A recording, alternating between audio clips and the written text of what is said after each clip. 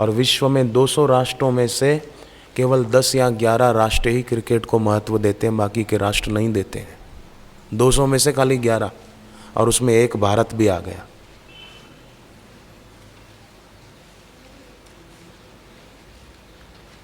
चिल्लाते रहते हैं लोग सुनते हुए, ऐसा कर दिया इसने, ये कर दिया इसने, ये। तुम करो, तुम्हारे रन बनाओ, भक्ति बढ़ाओ अपनी। संसार से एक दिन जाना है, ये बात पक्की।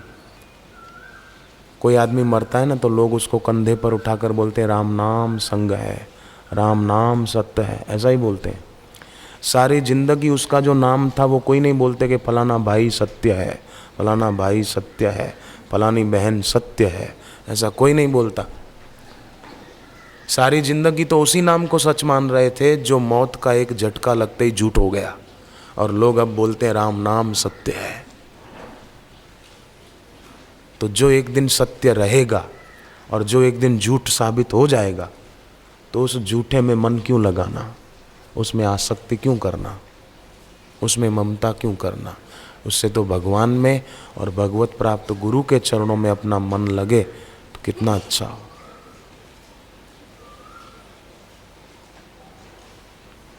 जीते जी मरे हुए हैं वो लोग। तुलसीदास जी कहते हैं जो मन भोगों में लगाते हैं।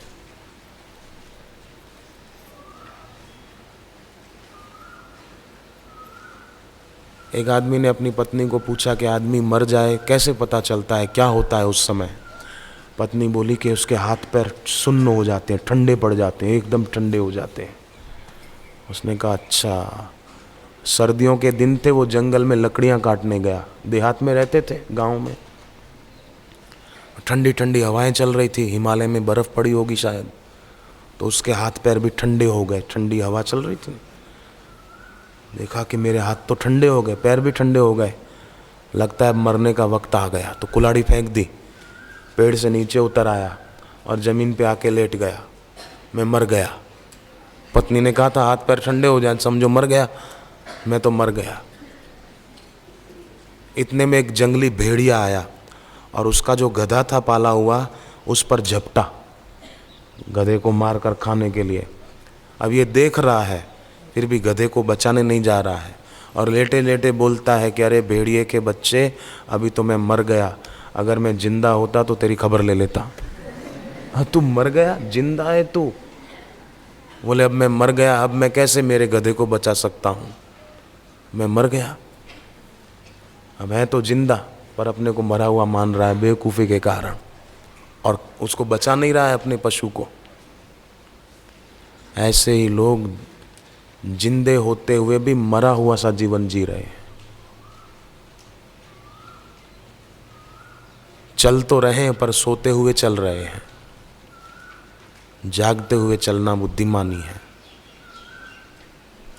बोले सोते हुए कैसे चल रहे हैं?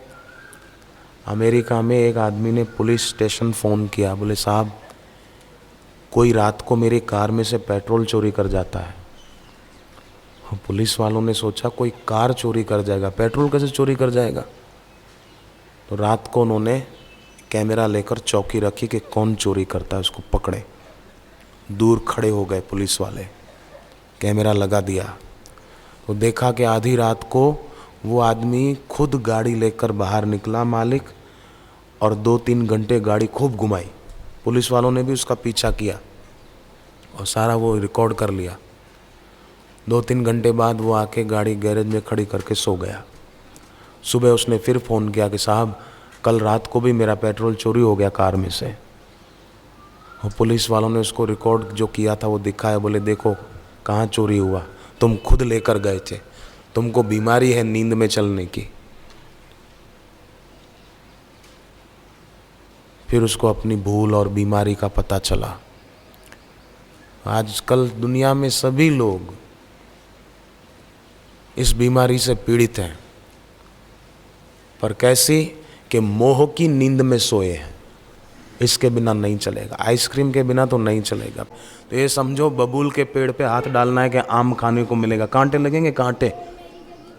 सल्फास की गोली हो, सल्फास की, और उस पर चाशनी का या शहद का लेप कर दिया हो, और बोले खाओ खाओ मजा आएगा मजा आएगा। अब मजा क्या आएगा, मर जाएगा।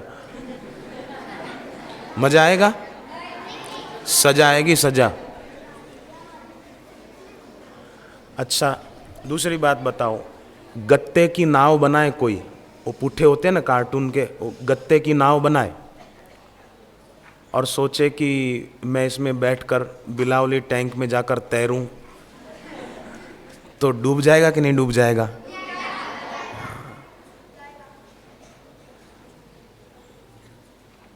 प्लास्टिक का फूल खरीदे, बाजार से मिलते हैं ना आजकल, तो प्लास्टिक का फूल लेकर, अरे सुगंध ही नहीं आ रही, सुगंध ही नहीं, तो कहाँ से आएगी? प्लास्टिक का फूल है, प्लास्टिक के फूल से सुगंध आएगी?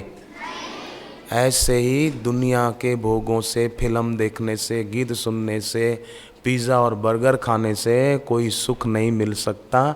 सुख आभास होता है, क्या मज़ा आया, मज़ा आया, खाक मज़ा आया। ये तो समझो प्लास्टिक के फूल लेकर सूंघने जैसा है कि सुगंध लूँ, मज़ा आया, क्या मज़ा है? सुगंध है ही नहीं उसमें, प्लास्टिक के फूल हैं।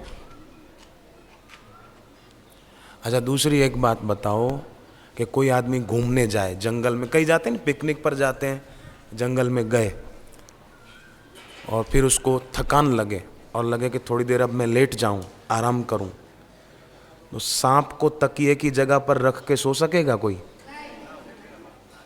सांप काट खाएगा, मर जाएगा। तो दुनिया के जितने भी संसारी सुख जितने भी हैं, वो समझो सांप को तकिए की जगह पर रखकर लोग मजे की नींद लेना चाहते हैं, ये संभव ही नहीं है।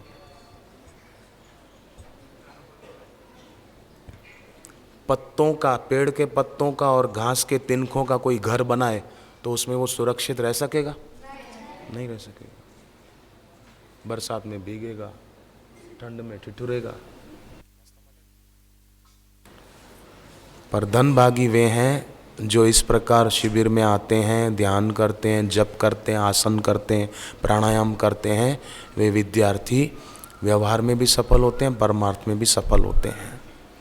कई ऐसे विद्यार्थी हैं जो शिविर में आए, सारस्वत मंत्र की दीक्षा गुरुदेव से ली और जप किया, प्राणायाम किए, तो 100% उनका रिजल्ट आता है। मैंने ऐसे कई बच्चों के रिजल्ट देखे हैं। तो अभी विद्यार्थियों के लिए अभी रिसेस होगी, नाश्ता कर, और कहीं कहीं तो कोई कोई शिक्षक भी है। एक स्कूल में शिक्षक पहुंचे क्लास में, उस दिन शायद मैच होगा टीवी पर, तो क्लास में अपना बैग रख के फिर चले गए तो बच्चे भी होए होए करके बाहर भाग गए खेलने कूदने। फिर शिक्षक आए तो बच्चे भी आए। शिक्षक ने कहा, बच्चों आपको पता होना चाहिए कि मेरा बैग क्लास में है, तो समझो मैं क्लास में हूँ, क्यों भाग गए थे? डांटा बच्चों को। बच्चे चुप, कुछ बोले नहीं। अगले दिन शिक्षक जब क्लास में आए तो बच्चा एक भी नहीं क्लास में। बाद में बच्चे आए आराम से, कहाँ चले गए थे बच्चों? बच्चों ने कहा, सर क्लास में हमारा बैग पड़ा है, समझो हम बैठे हैं। तो विद्यार्थी उपदेश कम लेते हैं, अनुकरण ज़्यादा करते हैं। तो बड़ों को भी कुछ ऐसा करना चाहिए ना कि जिससे विद्यार्थी मौन में, एकाग्रता में, डिसिप्लिन में माने। बड़े खुद स्टाफ रूम में बैठ के टीवी देखें, मैच देखें, तो बच्चे भी क्या करेंगे?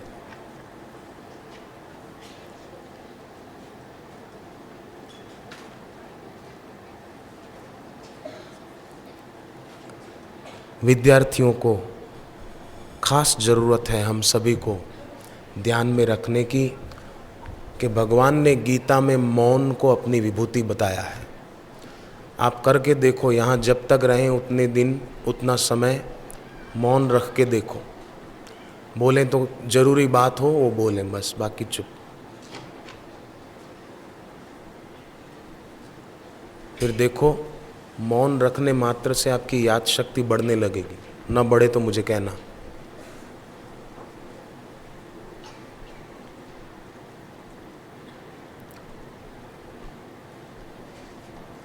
प्राणायाम सुबह सीखे थे हम लोगों ने,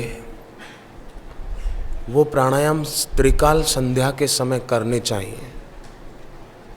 त्रिकाल संध्या एक सुबह की जो हमने की आज, दूसरी होती है दोपहर की 12 बजे के कुछ मिनट पहले और कुछ मिनट बाद, और तीसरी संध्या होती है शाम को सूरज अस्त होता है उसके थोड़ी देर पहले थोड़ी देर बाद। कई लोग दोपहर को तो घर में बैठे आराम करते हैं और शाम होगी तो चलो शॉपिंग करने चलते हैं, शाम होने पर घूमने फिरने निकलते हैं बाहर। वो समझो घर आई लक्ष्मी को ठुकरा रहे हैं। संध्या का समय हो तो बैठ के ध्यान करना चाहिए, और ध्यान में मन न लगे तो क्या करना चाहिए, अपने हाथ में थोड़ा पानी लेकर चारों ओर छांटना चाहिए और मंत्र बोलना चाहिए, ओम रम ओम रम ओम रम ओम रम ओम रम। रम अग्नि तत्व का बीज मंत्र है। रम रम बोल के चारों ओर पानी छांट दिया और मन में ये संकल्प किया कि मेरे चारों तरफ अग्नि की एक दीवार है। अब फालतू विचार और गंदे विचार मेरे मन में नहीं आएंगे, मेरा मन ध्यान में लगेगा। शांत बैठे, फिर बीच बीच में अपने दोनों हाथ आंखें बंद रखे हुए ही अपने दोनों हाथ ऊपर की ओर उठाए और मन में ऐसी भावना की कि मेरी ऊर्जा, मेरी शक्ति जो अधोगामी हो रही थी वो अब ऊपर की ओर उठ रही है और मुझे गुरुदेव का आशीर्वाद मिल रहा है।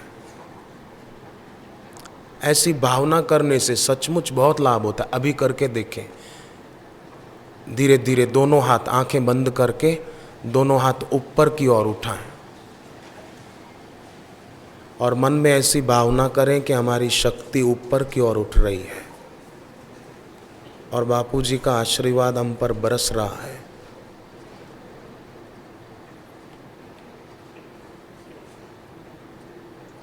हमारा जीवन अब अधोगामी नहीं होगा, हमारा जीवन ऊर्ध्वगामी होगा।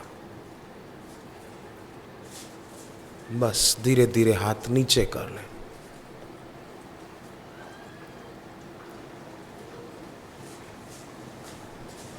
अच्छा लगा ना ये करने से? पर शांत बैठकर अगर सुबह अकेले में करोगे ना तो विशेष लाभ होगा।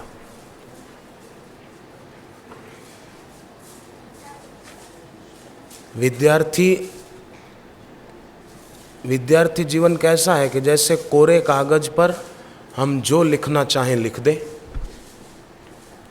कोरे कैनवास के बोर्ड पर हम चाहें तो कमल के फूल का चित्र बनाएं, चाहे तो कीचड़ का चित्र बनाएं, है ना? मर्जी बनाने वाले की है। बनाने वाला अगर सही नहीं होगा, कुशल नहीं होगा तो गंदा चित्र बना देगा, कैनवास का बोर्ड भी बिगाड़ेगा और कलर भी बिगाड़ेगा, है ना? मिस्त्री अगर सही नहीं होगा तो लकड़ी से फर्नीचर बढ़िया नहीं बनाएगा, समय भी बिगाड़ेगा और फर्नीचर भी खराब करेगा। पेंटर अगर कुशल नहीं होगा तो चित्र बिगाड़ेगा, कलर बिगाड़ेगा, समय बिगाड़ेगा। उसी प्रकार इंसान अगर खुद सही नहीं होगा तो अपने जीवन का कीमती समय बिगाड़ देगा और मृत्यु आएगी, खाली हाथ दुनिया से चला जाएगा मर के, फिर दूसरे जन्म में बैल बन जाएगा। 10 दिशाएं हैं विद्यार्थियों, पता है ना आपको? दिशाएं कितनी है? 10 दिशाएं हैं। पूर्व, पश्चिम, उत्तर, दक्षिण, ये 4 हो गई। और कौन सी? हाँ शाबाश। अग्निकोण, ईशान कोण, वायव्य कोण, नैऋत्य कोण, दिशाओं के बीच के कोने। पूर्व और उत्तर के बीच का कोना ईशान कोण, पूर्व और दक्षिण के बीच का कोना अग्नि कोण। ऐसे ये 4 कोने, 4 दिशाएं, 4 दिशाओं के बीच के 4 दिशाएं, 8 हो गई ना? 9वीं दिशा ऊपर, 10वीं नीचे, 10 हो गई।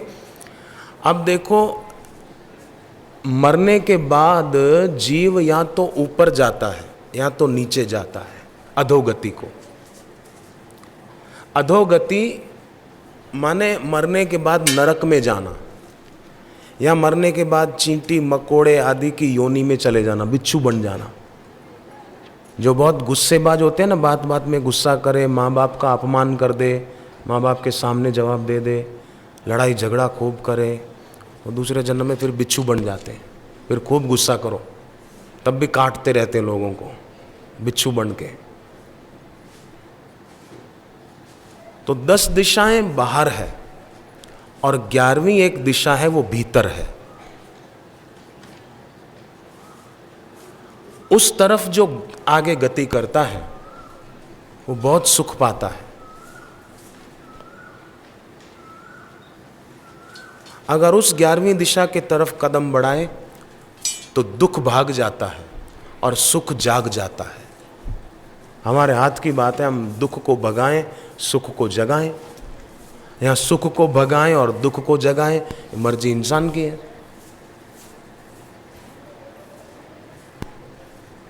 तो ये दिशा, आश्रम में आना, शिविर में रहना, मौन रखना, ध्यान जप करना, ये बहुत ऊंची दिशा है।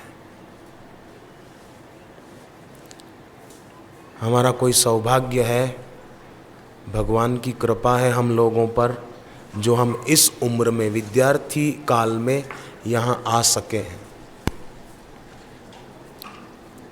मैं 13 साल की उम्र में आश्रम में आ गया।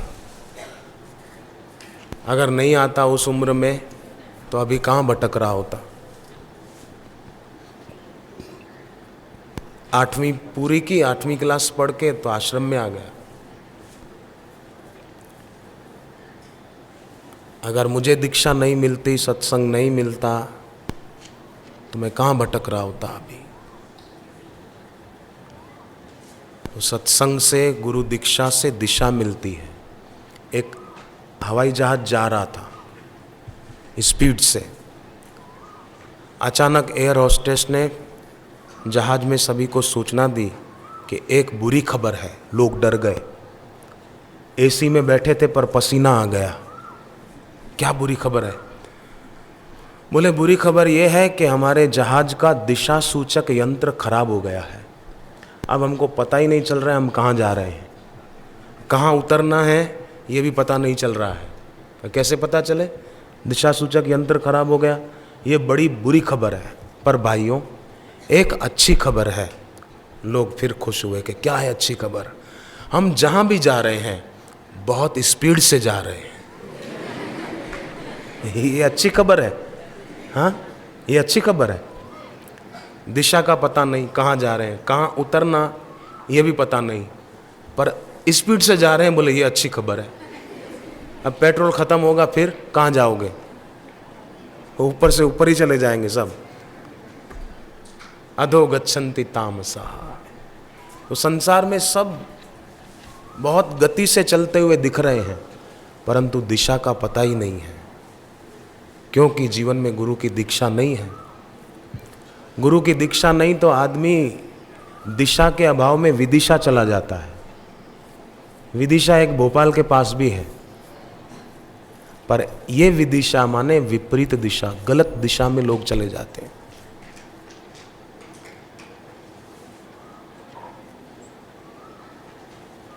शांति से बैठ भी ना पाए, इधर देखे उधर देखे। जिसकी इंद्रियां स्थिर नहीं ना, उसका मन भी स्थिर नहीं हो सकता।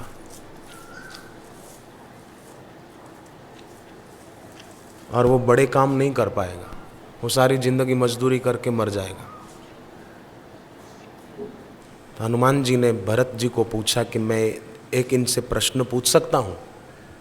पहले पूछा भरत जी को,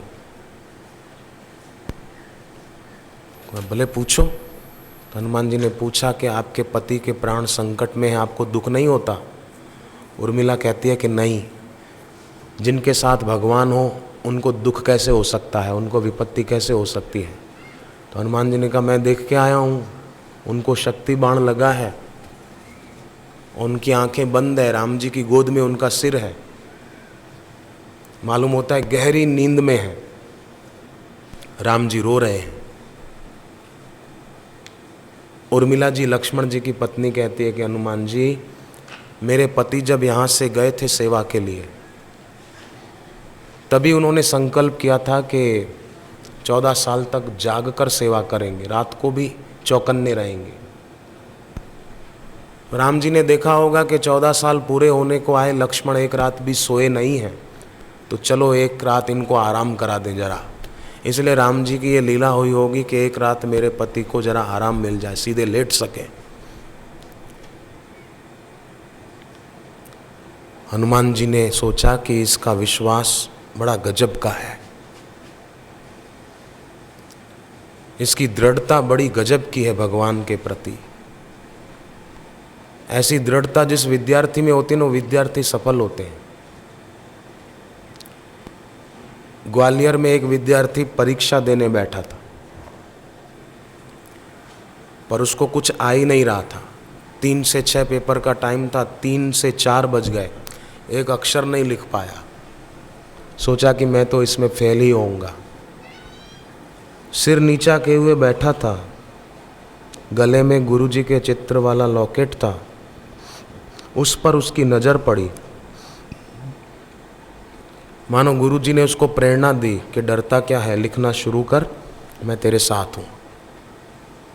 तस्वीर से प्रेरणा मिली। 4 बजे लिखना शुरू किया, 6 बजे तो पेपर पूरा करके दे दिया।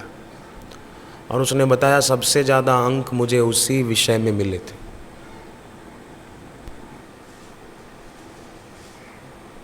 सचमुच आज देश में पढ़ाने वाले सभी को, हालांकि कई शिक्षक बुद्धिमान भी होते हैं, कई प्रोफेसर बुद्धिमान होते हैं। स्वामी विवेकानंद जब पढ़ते थे तो एक प्रोफेसर ने ही उनको रामकृष्ण परमहंस के बारे में बताया था, और विवेकानंद कॉलेज से सीधे उनके दर्शन करने गए थे। तो ऐसे बुद्धिमान प्रोफेसर भी होते हैं जो आध्यात्मिकता में बड़ी रुचि रखते हैं। केवल स्कूली शिक्षा को ही सब कुछ नहीं मानते हैं।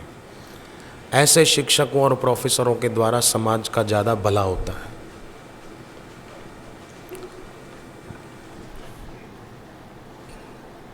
और ऐसे बुद्धिमान शिक्षक हों, उसके लिए सत्संग की पुस्तकें उन तक पहुँचे,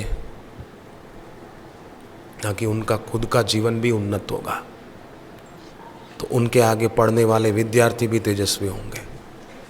हनुमान जी ने कहा, देवी अच्छा मैं जाऊं, अगर देर हो जाएगी तो सूरज उदय हो जाएगा, फिर आपके पति के प्राण निकल जाएंगे, मर जाएंगे। उर्मिला कहती है कि भले जल्दी जाओ, परंतु हनुमान जी एक बात मेरी भी याद रखना, जब तक मेरे पति के मुंह में बूटी नहीं पड़ेगी तब तक सूरज उदय नहीं होने दूंगी। मैं देखती हूँ सूरज कैसे उदय होता है। मेरे पति के मुंह में बूटी जाएगी तभी सूरज उदय होगा। बस। हनुमान जी ने पूछा कि आप ऐसा दावे से कैसे कह सकती हो कि आपके पति के मुंह में बूटी पड़ेगी तभी सूरज उदय होगा। उर्मिला कहती है कि हनुमान जी मैं जब कुंवारी थी, छोटी थी, अपने पिताजी के साथ सत्संग सुनने जाती थी, और मैंने तभी से निश्चय कर लिया था कि मैं अपना जीवन सदाचारी जीवन बनाऊंगी। कुंवारी थी, मैंने किसी पुरुष का हाथ अपने शरीर तक नहीं आने दिया था, और शादी हो गई, मेरे पति मुझे छोड़कर सेवा में गए हैं, इतने साल हो गए, 14 साल पूरे होने को आए, मैंने सपने में भी अपने पति के सिवा किसी दूसरे का चिंतन नहीं किया। उसी सदाचार के बल से मैं कहती हूँ कि जब तक मेरे पति के मुंह में बूटी नहीं पड़ेगी तब तक सूरज उदय ही नहीं होगा। तो उर्मिला के जीवन में ऐसी शक्ति कैसे आई? सत्संग सुना था, सदाचार की शिक्षा पाई थी, तो शक्ति आ गई। तभी संध्या का समय है, हम भी अपनी उस शक्ति को जागृत करें। हरि ओम।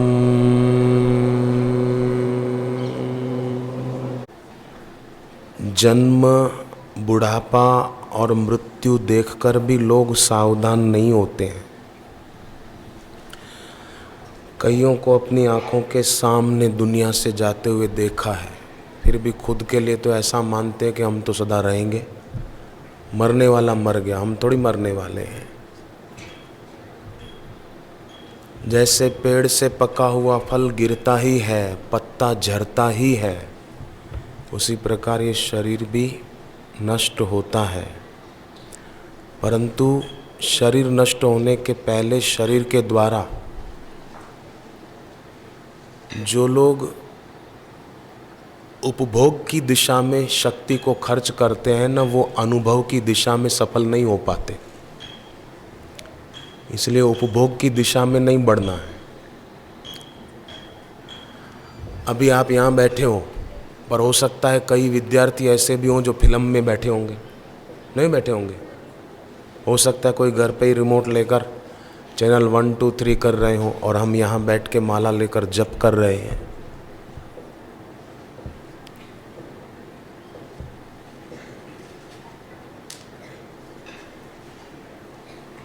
ये सात्विक बुद्धि जिनकी होती है ना, वो आरंभ से ही सद्गुणों के और अच्छाई के पक्षपाती हो जाते हैं।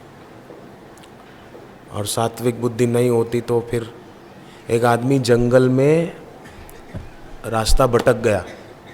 एक दिन बीता, दूसरा दिन बीता, तीसरा दिन बीता, चौथे दिन की सुबह उसको जंगल में एक दूसरा आदमी मिल गया। तो ये दौड़ के गया उसके पास और कहा, भाई साहब अच्छा हुआ आप मेरे को मिल गए, मेरे को रास्ता बता दो, मैं 3 दिन से रास्ता भूला हुआ हूँ। मेरे को लगा आप शायद जहाँ से आ रहे हैं वो रास्ता पता हो आपको। बोले, तुम 3 दिन से भटक रहे हो, मैं 7 दिन से भटक रहा हूँ, मेरे को खुद को ही रास्ता नहीं मिला। तो लोग संसार में ऐसों की दोस्ती करते हैं जो खुद भटके हुए हैं, जो खुद उलझे हुए हैं। एक राजा था, वो घोड़े पर बैठकर कहीं जा रहा था। घोड़ा तेज दौड़ा जा रहा था। बीच में एक पेड़ था और उसकी डाल नीची थी। राजा का सिर वो डाल से टकराया और गिर पड़ा नीचे। चोट लगी, घोड़ा आगे निकल गया, राजा गिर गया। पर घोड़ा पालतू था ना, फिर मुड़ के आया राजा के पास और नीचे बैठ गया। राजा घोड़े की पीठ पर फिर बैठ गया। तो घोड़ा राजा को देखा चोट लगी है, तो घोड़ा राजा को अस्पताल ले गया। घोड़ा, पर आपको सुनकर आश्चर्य लगेगा, घोड़ा राजा को उस अस्पताल में ले गया जहां कभी राजा के आदमी घोड़े को ले जाते थे। पशु चिकित्सक के पास ले गया। अब वहाँ इलाज कैसे होगा? पशुओं का होता हुआ आदमी का कैसे होगा? तो लोग संसार में ऐसों की संगति करते हैं कि जिनके संग से कोई लाभ नहीं होता, अपितु घाटा होता है। आयु नष्ट हो जाती है, समय बीत जाता है, बाद में पछताते हैं। रविंद्रनाथ टैगोर एक कहानी सुनाते थे। एक भिखारी था, सुबह अपनी झोली में 2-4 मुट्ठी चावल कच्चे रखकर भीख मांगने के लिए निकला। सामने से देखा राजा रथ पे बैठ के आ रहा है। भिखारी खुश हो गया कि वाह भाई वाह, मुझे राजा से मिलना होता तो कितना टाइम लगता, कितनों की खुशामद करनी पड़ती, फिर भी मिलता न मिलता क्या पता। आज तो सामने से राजा आ रहा है, वाह वाह, मैं तो इससे खूब मांग लूँगा ताकि जीवन भर किसी से मांगना ही नहीं पड़े। भिखारी खुश हो गया।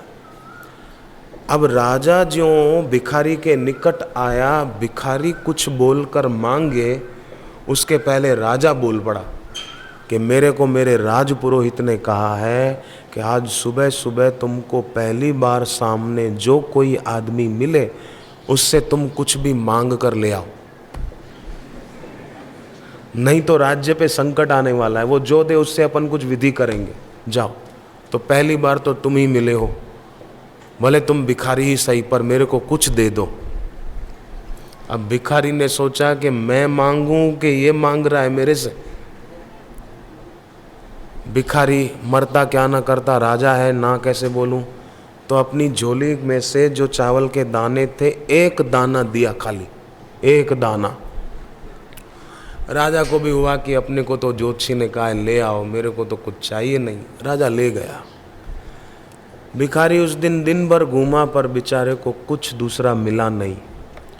सोचने लगा कि सुबह सुबह अपशकुन हो गया, कहाँ से कुछ मिलेगा। रोता हुआ अपनी झोपड़ी पर पहुंचा। पत्नी को कहा कि आज सुबह जो चावल के दाने ले गया था उसमें भी खोट पड़ी है एक दाने की। अब इसी में से कुछ चावल तू बना दे, अपन खा के सो जाएंगे। पत्नी ने चावल बनाने के लिए झोली से चावल निकाले तो एक दाना सोने का था। चावल का एक दाना सोने का था। तो पत्नी ने पूछा कि ये सोने का दाना कहाँ से लाए? बोले मुझे तो आज किसी ने दिया नहीं, अभी तो मैंने राजा को एक दाना दिया। तो पत्नी ने कहा अपने राजा को एक दाना दिया ना, शायद लगता है उसी के बदले में एक दाना सोने का हो गया है। तब भिखारी सोचने लगा कि अरे काश मैं राजा को मुट्ठी भर के चावल दे देता तो कितने दाने सोने के हो जाते मेरे, पर अब अवसर बीत गया, अब क्या फ़ायदा। रविंद्रनाथ टैगोर ने कहानी यहाँ पूरी की और लिखा कि अवसर बीतने पर पछताने से क्या फ़ायदा।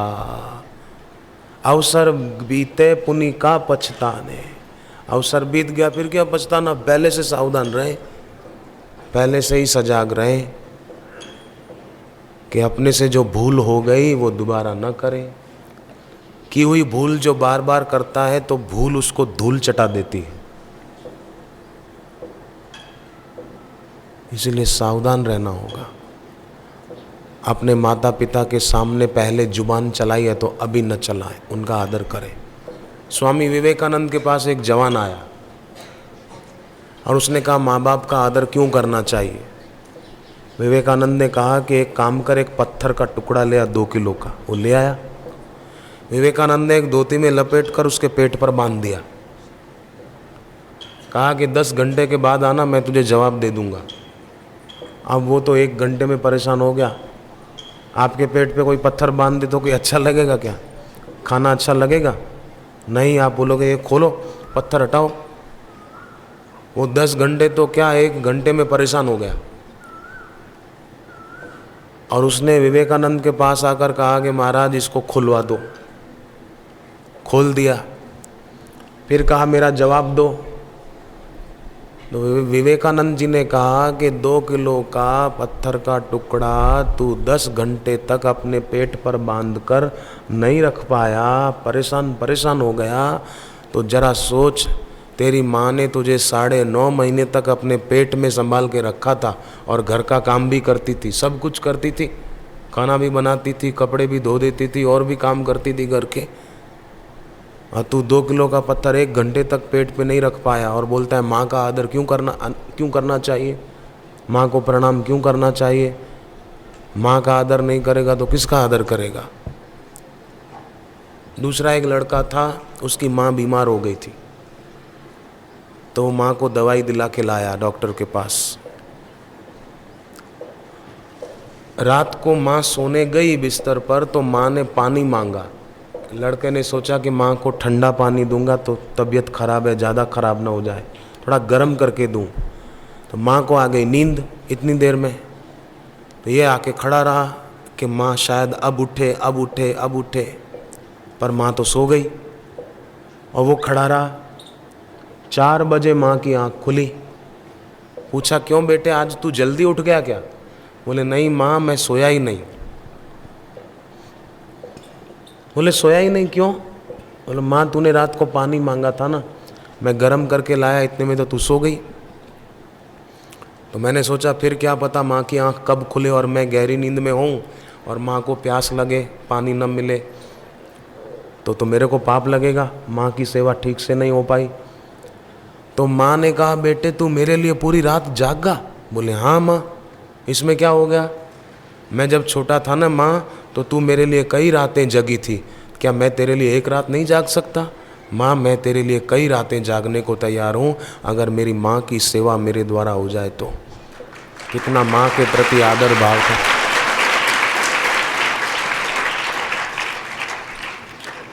और आजकल के कई जवान अपने माता का पिता का अपमान कर देते हैं। अपन ने श्री आशा रामायण में पढ़ा ना, बहुत रात तक पैर दबाते भरे कंठ पितु आशीष पाते, पुत्र तुम्हारा जगत में सदा रहेगा नाम, लोगों के तुमसे सदा पूर्ण होंगे। तो आज लोगों के काम पूर्ण हो रहे हैं, कईयों के हुए, कई श्रद्धालुओं के हुए। मुझे पूना महाराष्ट्र में एक परिवार के लोगों ने बताया, बोले हमारे सिर से 10 लाख रुपए का कर्जा था, उतर गया। हम जप करते हैं, ध्यान करते हैं और जैसा बापू बताते हैं वैसी साधना करते हैं, तो हमको तो बहुत फायदा हुआ। हमारी तो व्यवहारिक उन्नति भी हुई और साधना में भी उन्नति हुई। पर कोई करे ही नहीं तो कैसे काम चलेगा। भोजन तैयार होगा तो चबाना तो अपने को पड़ेगा ना, ऐसे ही थोड़ी पेट में चला जाएगा। ऐसे ही गुरु सीख देंगे, उपदेश देंगे, मंत्र देंगे, पर गुरु की सीख के अनुसार अपने को चलना पड़ेगा। नहीं चलना पड़ेगा। मनमाना आचरण करने वाला सुखी कैसे होगा। इसलिए मनमाने आचरण का त्याग। आज से नियम ले लें, हम रोज 15 मिनट एकटक गुरु जी के चित्र को एक देखेंगे और फिर आंख बंद करके ध्यान की गहराइयों में प्रवेश पाएंगे। स्वामी विवेकानंद ध्यान के प्रताप से ही इतने महान बने। और नारद पुराण में आता है, ध्यान के द्वारा आदमी सभी कार्यों में सफल हो सकता है। आजकल कई लोग सफलता के लिए प्रयास बहुत करते हैं पर फिर भी विफल हो जाते हैं। क्यों? कि अपनी सफलता पर संदेह करते हैं। अपनी सफलता पे शंका करना ये आसमान में पत्थर उछालने के समान है। सुन रहे हैं विद्यार्थी? अपनी सफलता पर शंका करना, मैं पास होऊंगा कि नहीं, होऊंगा कि नहीं, सफलता पे शंका करना ये आसमान में पत्थर उछालने जैसा है। आसमान में पत्थर उछालो तो वो नीचे ही आएगा, ऊपर थोड़ी चला जाएगा, नीचे आएगा। ऐसे ही जो सफलता पर शंका करेगा वो विफल ही होगा, वो सफल हो ही नहीं सकता। इसलिए अपनी सफलता पे शंका मत करो। कभी डर लगे तो गहरा श्वास लेकर श्वास रोके और मन में गुरु मंत्र का जप करें, फिर धीरे धीरे श्वास छोड़े कि मैं मेरे कार्य में सफल होकर ही रहूँगा।